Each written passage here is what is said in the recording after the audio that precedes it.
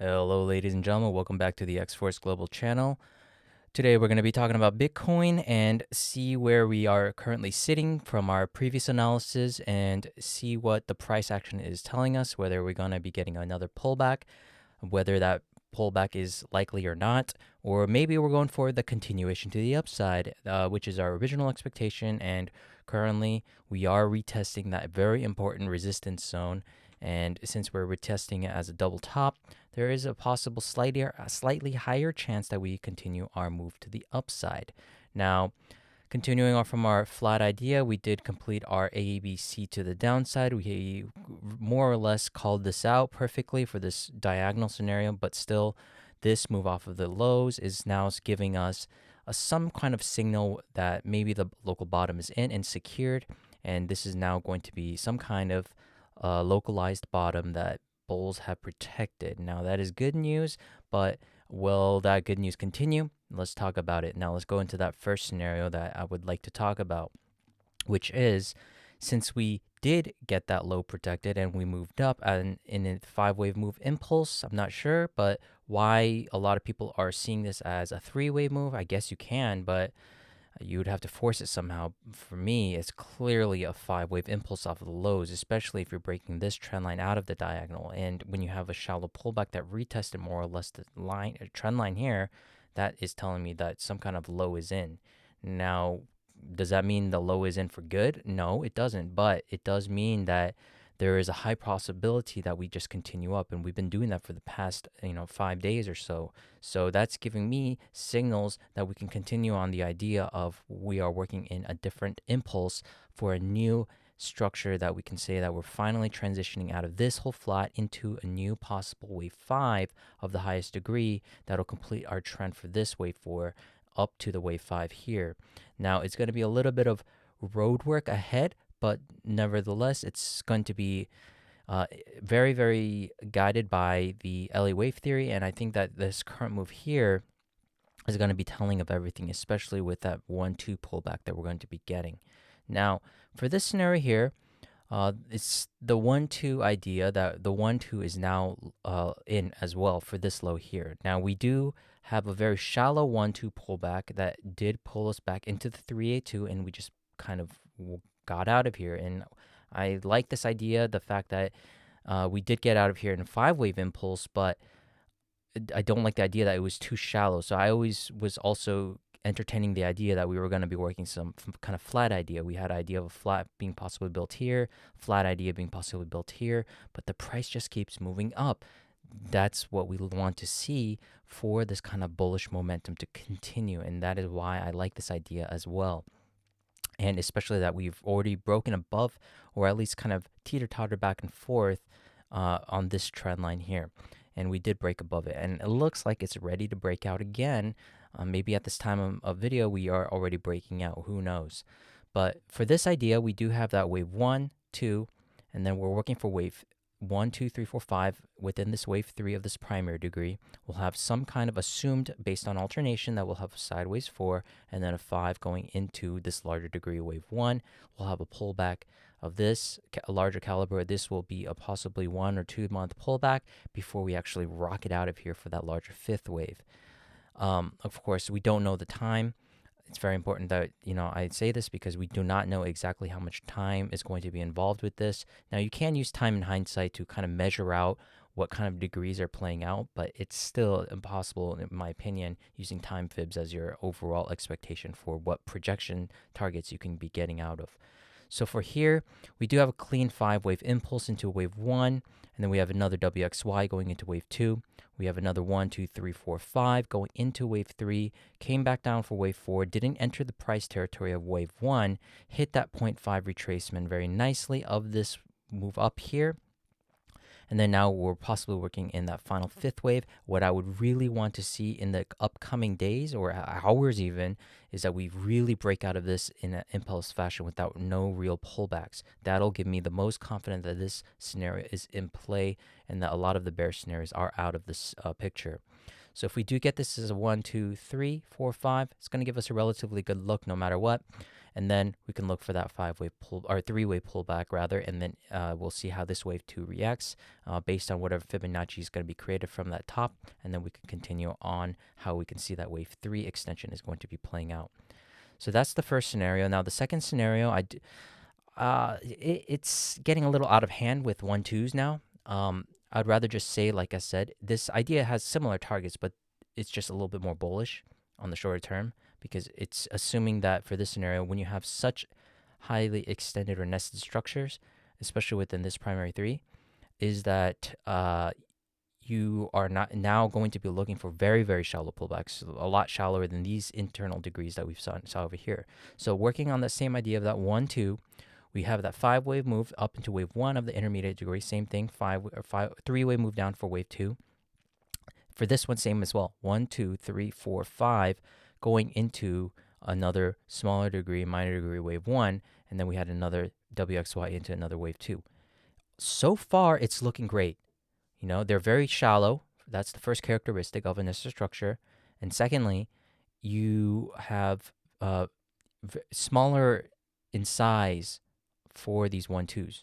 So you have a larger, smaller, and then smaller. So that's why I'm kind of presenting this idea or entertaining it, because it's absolutely possible to continue up. But if you look at the overlaps of what the first scenario is showing us, similar targets. So this is why I'm just entertaining the idea that it could work as a hybrid depending on how shallow the pullbacks are as we continue up, and how we climb up is going to be very important. But still, if we're going to be more rational, the rational approach would be to just continue using that idea of that first 1-2, 1-2, or that 1-2, and we're working an extended third of this. So again, that is that ultimate bullish scenarios. Now we do have a possibility of a flat scenario. Now I don't like this idea for the matter that we had already 2 opportunities to have a very good looking flat, which was this 1-2 being created, where we could have created that primary 2 here, because we did create a possible 3-way move here, and then we could have come down. I also assumed that maybe we couldn't even create one here because of this pullback here. That could have been the beginning of another 5-way move impulse to the downside to complete this ABC, but we didn't get that. Price just moved up. Now, the only way that I can label this is that we have a 5-way move here into wave A, and then we have a 3-way move into B, and then we have a possible diagonal going to that wave C here of the very, very micro time frames that creates a wave B. Now, the problem with the wave B here is that it surpassed the 1382 or the 138%, and we've well surpassed that. Now, I do believe in market inefficiencies from a subjectivity point of view, that we don't have to completely obey the rules in the sense, or the guidelines in the sense of Fibonacci. Now, I know there's a few people who do accept the fact that we do go back into the 1618 as a possible maximum extension for a B pocket zone, but to me personally, that's already pushing it, especially when it's comparing the size of the waves. It just doesn't have that right look to me.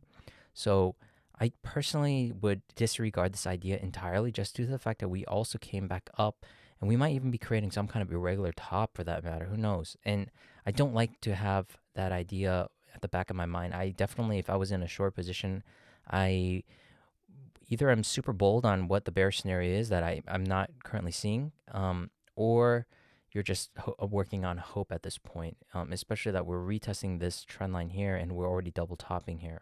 So keep that in mind, but this is a possible scenario where market inefficiency does exist and we hit that 1618, where we do maybe for an instance that we surpass the 1382 or the 1236. Now, I've seen a lot of market inefficiencies happen, and that's why I agree with some people who do take that idea that we can accept a few inequalities within the market. I've seen very highly extended, wave 5s.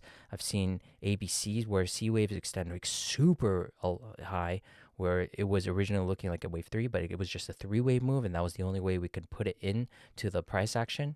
So maybe this is just one of them, but again, the size and time, in hindsight, it just doesn't look, to me as an expanded flat anymore. So we have to work with a different binding bearish scenario that is possibly in the works, But again, we do have that possibility of coming down into this zone again one more time as a running flat idea. But that, again, is a rare pattern in itself. But it's not uncommon right now, especially in a bull market, because those are considered shallow pullbacks. And then we have another possibility of a larger expanded flat that comes down here. That'll give me still quite confidence if we do hit that 618. And now that's the only evidence to me that is possible for us to come down, because we never retest that 618. As you know, I kept mentioning that we only retested 382, but that is something that now I am just continuing to believe that we will have shallow pullbacks within the markets. So overall, this idea is still in the play, but I don't think that it's going to be a major play in my book for now.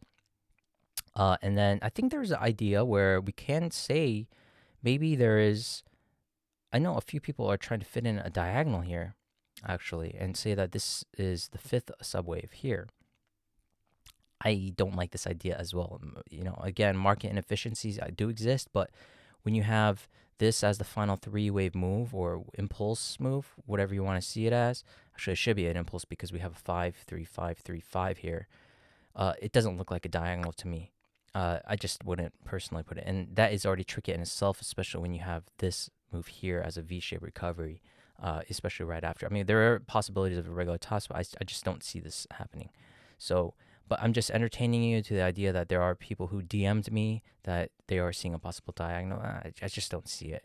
The only diagonal that I could personally see was this diagonal here, where we were working for that C wave of that internal degree, where we had that three-way move as such. That's about it. So that, in my opinion, is out of the picture. But if we use a line chart, it does look fairly better in terms of how you can fit in that diagonal, because you do have this ABC now, and then now you have a little bit of leeway to room to work with. But I personally do not like to work with a diagonal idea in general. So with that being said, I think if we're going to be talking about the bearish scenario, the bearish scenario is giving us a little bit of hardships, because we have to, first of all, resort to the line chart to remove this inefficiency of possibly working with the Y wave, okay? But I don't like the idea of having such extremity for this move. I know some people are also even labeling this as a possible 1, 2, 3, 4, 5.